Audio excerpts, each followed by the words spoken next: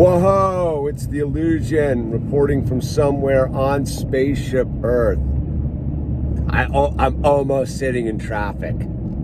Like, it's almost traffic. I have to say, I never thought I would be grateful for the day there's a little bit of traffic. But there's a little bit of traffic. And that's okay. Because that means people went out and about today and enjoyed their day. It's a beautiful day here in sunny Southern California. And no, I will gladly take a little bit of traffic over the way it's been. It's interesting.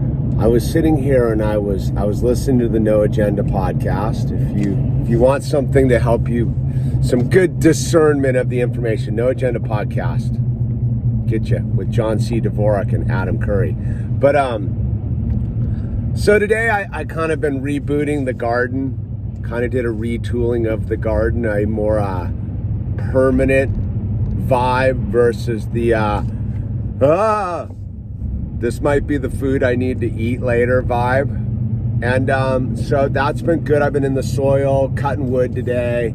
Owl's been my little assistant. We went and did a bike ride. And I was driving and I was like, what do I like? I've noticed it's very hard to just make a video where we chit chat because they have the elephant in the room, you know, like what's the elephant in the room?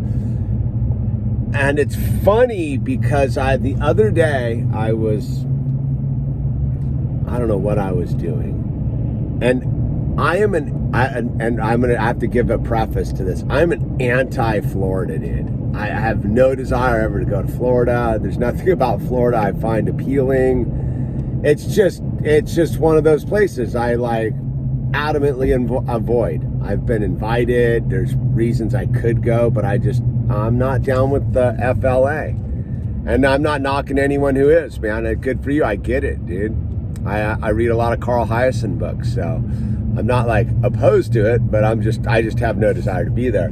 Well, with that said, I was, I got one of these alerts from the city or the county about, the new rules for this weekend, or what they're allowing the sovereign beings to do under their tyrannical control.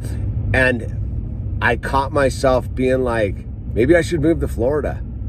And I was like, whoa, like it was one of those ones where the self separated from the self-talking mind, because the self-talking mind was sitting there dealing with this thing. Or maybe that was just me checking out and the self-talking mind was like, dude, we need to go to Florida, dude. Like, they don't have any of this going on there. And I tripped. I was like, that's how bad California's gotten. That's how kooky it is in California. A full dedicated, will muscle through it to stay by the coastline and surf kind of guy actually is debating moving to somewhere like Florida to get away from this nonsense, this total weird scene. And yeah, that's crazy, like move to Texas, dude. Just anywhere where there's just not a bunch of lunatic liberals just shaking in fear like dogs that have been beat, man. It's really a scene here, and yet it's not at the same time. So I went yesterday. I went and I skated a pool, right, with a bunch of the Malibu high school kids. No masks, high fives, knuckles, all the stuff, all the normal, all crammed into the shallow end of a swimming pool, getting after it. Half these kids had arms and casts because they've been spending their scamdemic time draining pools. They got a bunch of them drained, over the last couple months, and bravo to them, man. It inspired me. So I was sitting in the shallow end of this pool yesterday, and I realized that when I left, that it was the first time of like normalcy. in months and months. Like just like 12 skaters just skating, talking. None of this nonsense was coming up. It was all about like shredding and other pools and what's your deal and blah, blah, blah. And it was this thing. And I was sitting in it and I was fully aware of it. I was like, wow, we're free of the scamdemic right now. And I definitely, it definitely inspired me. I was super pumped on the vibe. And then I had Owl's little best friend came over with his dad, who's like my bro, and we had a big dinner. We went and rode the bikes around. The boys played. So it's this very interesting thing within my sphere. We've chalked out a group of people that aren't buying into this nonsense, dude. And you know, there's like 3 or 4 families. We're all okay, and our children are playing, and our children are having a good time, and we're like really sitting there like talking to each other as parents with our children, being like, we're kind of an island now. Like it's sort of a little bit of this little island within this like city of like, well, we obviously aren't going to be able to go to school. School seems to be a shot vibe, and whatever. Like I'm about like this weird vibe at the schools. You know, it's going to be like, yeah, everybody stay apart and like wear a mask and you know, blah blah blah. And I'm like, dude, they're children. I'm not buying. I'm not playing. I'm not getting up in that. And so I definitely see there is an underground starting to develop of people that are essentially going about like LARPing essentially with our face diapers on and not talking a whole lot about the obvious truth of what's going on. Just, you know, just mind our own business. And then after the fact, we're just doing our thing. And this is another interesting thing I got filled into by somebody who would be in the know.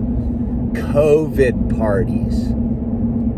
There's people that are actually like getting like deliberately getting sick, which is kind of amazing and horrifying at the same time. You know, sort of like how you do with chicken pox, you know? One kid got the chicken pox, they all lick the lollipop, dude, just so they can get it out of their system and develop the immunity or whatever it is and get it out of the way. So yeah, that's been going on out here is these weird, and I sort of makes sense to me. It's like, if you're gonna like get it into but again, it's just like hyper fear. So yeah, it's a lot. I went to the Home Depot today, and everybody, I tried to go out of my way to find like a nursery that wasn't like ridiculous, but I needed, and I get this is how they did it, and I get it. Like I needed a couple pieces of lumber, some dirt, and a squeegee to clean my windows. I was like, well, the rad nursery I want to go to is like way over there, and I need a squeegee too. And there's just the lumber store is not. I got to go to the lumber store anyhow.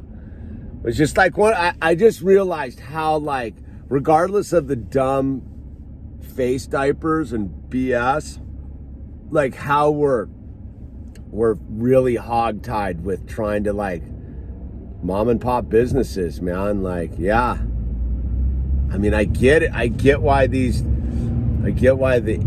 Home Depot like serves your needs because it's got all that kind of stuff. But I was like, I just want to go over. I'll pay more to go to the plant store to get some terracotta pots and some soil. But I was like, dude, I need a couple 2x4s, man. So I was like, I got to go over there anyhow, and it was, I don't know. So that's like a life in there. Here we're supporting our burger stand here. We do this every other. We have our 2 restaurants we're doing to support. We do one each week. We go every other week, you know, because at the same time we're trying to like everybody else, tighten our belts for the who knows what's coming down the pipes vibe. So we support the burger shop that we like down here, the Stand, because I like the kids who work here, and they make a pretty wicked burger. Dude, I get this blue cheeseburger that's pretty tasty. And then we go to this new little restaurant we've got on the by our house, this little place that's rad. I'm gonna ask the guy if I can do a full review. Little like 2-table restaurant, dude. The guys makes the most insane bread. Really good food too. It's good to see the burger joints jumping. There's a bunch of people here getting food. That's good, man.